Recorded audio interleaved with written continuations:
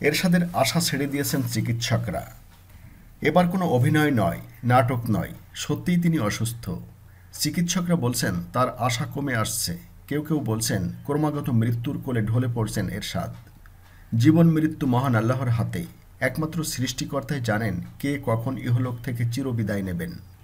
তারপরও একজন মানুষের যখন শেষ বিদায়ের সময় হয়, তখন মানুষ বোঝে, বুঝতে পারে। বার্ধক্য বা গুরুতর অসুস্থ মানুষ যখন আস্তে আস্তে মৃত্যুর দিকে ধাবিত হন, তখন আমরা বুঝি। তাকে বাঁচানোর চেষ্টা করি, দুঃখ পাই, কান্নায় আর্তনাদ করি।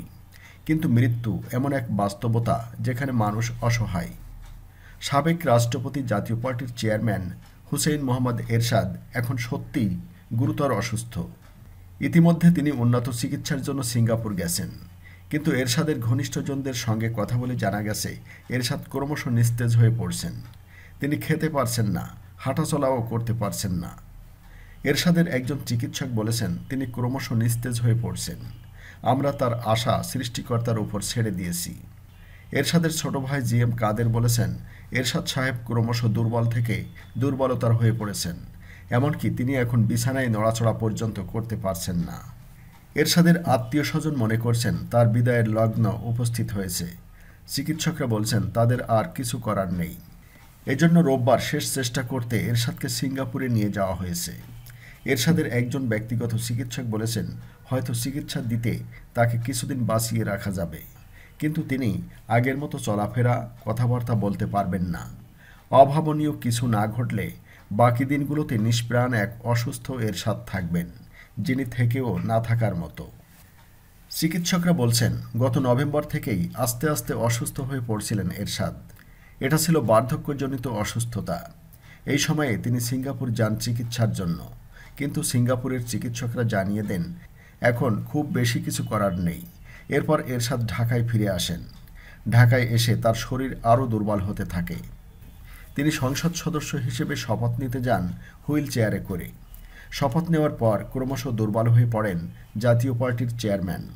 এরপর এরশাদকে সম্মিলিত সামরিক হাসপাতালে নেওয়া হয়। সম্মিলিত সামরিক হাসপাতালের চিকিৎসকরাও সিঙ্গাপুরের চিকিৎসকদের মতোই খুব বেশি কিছু করার নেই বলেই মন্তব্য করেন। চিকিৎসার পরিভাষায় এটাকে বলা হয় বার্ধক্যজনিত রোগ। গত কয়েকদিন ধরেই এরশাদের ক্ষুধামন্দা বেড়েই চলেছে।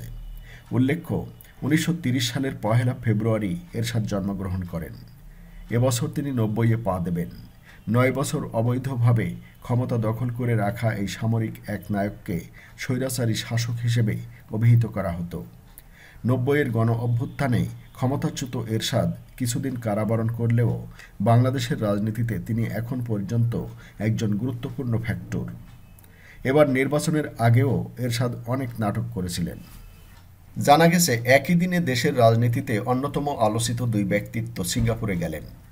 উদ্দেশ্য অবশ্য একটাই, দুইজনেই চিকিৎসার জন্যই মূলত বিদেশে গেলেন।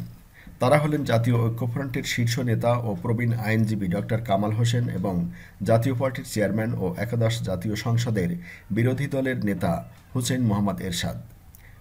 রোববার পৃথক পৃথক সময়ে সিঙ্গাপুরের উদ্দেশ্যে ঢাকা ছেড়েছেন তারা।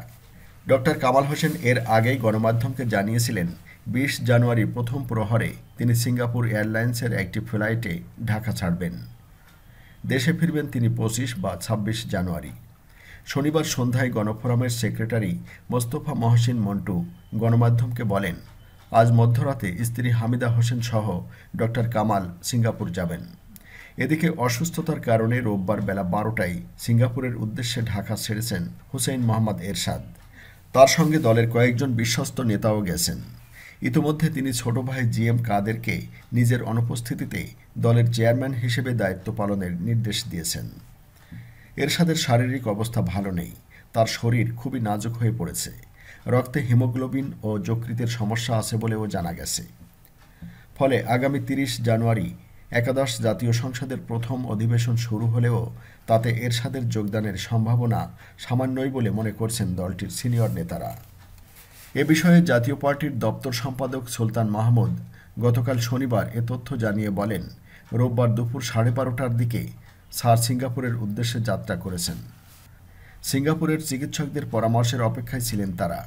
পরে চিকিৎসকদের সঙ্গে কথা বলেই এরশাদকে আবারও সিঙ্গাপুরে নিয়ে যাওয়া হলো। এরশাদের শারীরিক অবস্থা খুব ভালো নেই জানিয়ে তিনি বলেন, স্যারের সঙ্গে তার এক ভাই ও একান্ত সচিব খালেদ আক্তারও যাবেন। প্রসঙ্গত, একাদশ জাতীয় সংসদ নির্বাচনের আগে গত বছরের 12 ডিসেম্বর উন্নত চিকিৎসার জন্য সিঙ্গাপুরে গিয়েছিলেন এরশাদ। জয়ী হওয়ার পর দেশে ফিরে শপথও নেন, কিন্তু এরপর থেকেই তিনি সম্মিলিত সামরিক হাসপাতালে চিকিৎসাধীন ছিলেন। এদিকে গত শুক্রবার এরশাদ এক ঘোষণাপত্রে জানিয়েছেন, এরশাদের অবর্তমানে এবং চিকিৎসাধীন অবস্থায় বিদেশে থাকাকালীন সময়ে তার অনুপস্থিতিতে ছোট ভাই পার্টির বর্তমান কো-চেয়ারম্যান ও বিরোধী দলের উপনেতা গোলাম মোহাম্মদ কাদের চেয়ারম্যান হিসেবে দায়িত্ব পালন করবেন। পার্টির গঠনতন্ত্রের ২০(১) ক ধারা মোতাবেক চেয়ারম্যান এইচ.এম. এরশাদ গত ১৬ জানুয়ারি এ নিয়োগ প্রদান করেন, যা ইতোমধ্যেই কার্যকর হয়েছে। উল্লেখ্য, একাদশ জাতীয় সংসদে এরশাদকে বিরোধী দলীয় নেতা করে সম্প্রতি প্রজ্ঞাপন জারি করে বাংলাদেশ জাতীয় সংসদ সচিবালয়। একই সঙ্গে প্রজ্ঞাপনে জি.এম. কাদেরকে সংসদীয় বিরোধী দলের উপনেতা ও মহাসচিব মশিউর রহমান রাঙ্গাকে বিরোধী দলের চিফ হুইপ হিসেবে উল্লেখ করা হয়।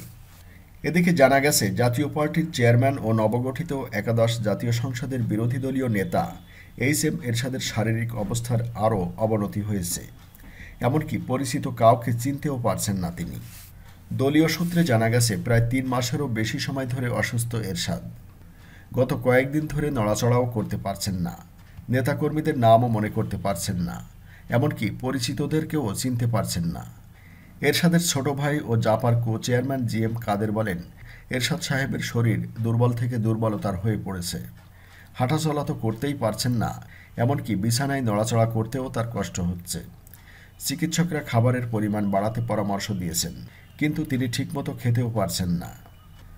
জাপার একাধিক নেতা জানান, এরশাদ বর্তমানে একা একা বাথরুমেও যেতে পারছেন না। ওষুধ খাওয়ার জন্য পানির গিলাসও নিজ হাতে ধরতে পারছেন না। কথাবার্তাও খুব কম বলছেন। এমনকি দলের ও ব্যক্তিগত বিভিন্ন কাগজপত্রে স্বাক্ষর করার জন্য কলম ধরতেও তার কষ্ট হচ্ছে। প্রসঙ্গত, গত ৮ ডিসেম্বর একাদশ জাতীয় সংসদ নির্বাচনের তফসিল ঘোষণার পর থেকে অসুস্থ হয়ে পড়েন এরশাদ। এরপর থেকে বেশিরভাগ সময় তাকে হাসপাতালেই থাকতে হচ্ছে। ১০ থেকে ২৬ ডিসেম্বর পর্যন্ত সিঙ্গাপুরে চিকিৎসা নিলেও তার অবস্থার খুব একটা উন্নতি হয়নি।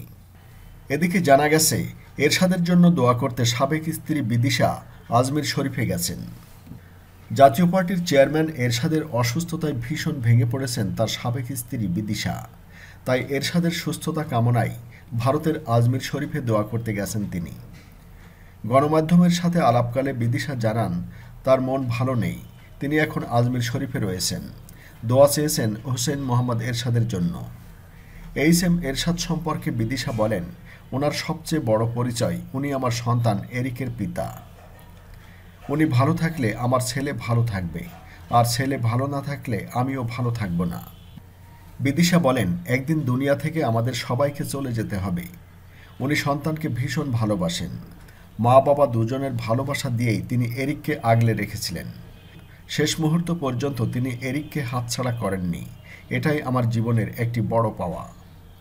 অসুস্থ এরশাদকে দেখতে সিএমএইচে গিয়েছিলেন বিদিশা। এ প্রসঙ্গে তিনি বলেন, আমি ভারতে আসার আগে ওনার সঙ্গে দেখা করে এসেছি। আমি তাকে দেখতে সিএমএইচে গিয়েছিলাম। আমাকে দেখে খুব খুশি হয়েছিলেন তিনি।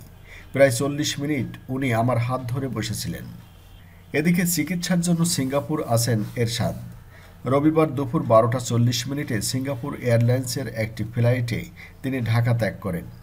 জাপা চেয়ারম্যানের সঙ্গে প্রেসিডিয়াম সদস্য মেজর অবসর খালেদ, ছোট ভাই হুসেইন মোরশেদ ও তার স্ত্রী রুকসানা খান মোরশেদ আছেন। সিঙ্গাপুর যাওয়ার সময় হজরত শাহজালাল আন্তর্জাতিক বিমানবন্দরে জাপার কেন্দ্রীয় নেতারা এরশাদকে বিদায় জানালেও আসেননি স্ত্রী রওশন। উল্লেখ্য, জাতীয় পার্টির চেয়ারম্যান সংসদের বিরোধী দলীয় নেতা হুসেইন মোহাম্মদ এরশাদ গুরুতর অসুস্থ। গত কয়েকদিন ধরেই এরশাদের ক্ষুধামন্দা বেড়েই চলেছে। উন্নত চিকিৎসার জন্য রোববার তাকে নেওয়া হয়েছে সিঙ্গাপুর। ১৯৩০ সালের ১ ফেব্রুয়ারি এরশাদ জন্মগ্রহণ করেন। এবছর তিনি ৯০-এ পা দেবেন। ৯ বছর অবৈধভাবে ক্ষমতা দখল করে রাখা এই সামরিক একনায়ককে স্বৈরাচারী শাসক হিসেবে অভিহিত করা হতো। ৯০-এর গণ অভ্যুত্থানে ক্ষমতাচ্যুত এরশাদ কিছুদিন কারাবরণ করলেও বাংলাদেশের রাজনীতিতে তিনি এখন পর্যন্ত একজন গুরুত্বপূর্ণ ফ্যাক্টর।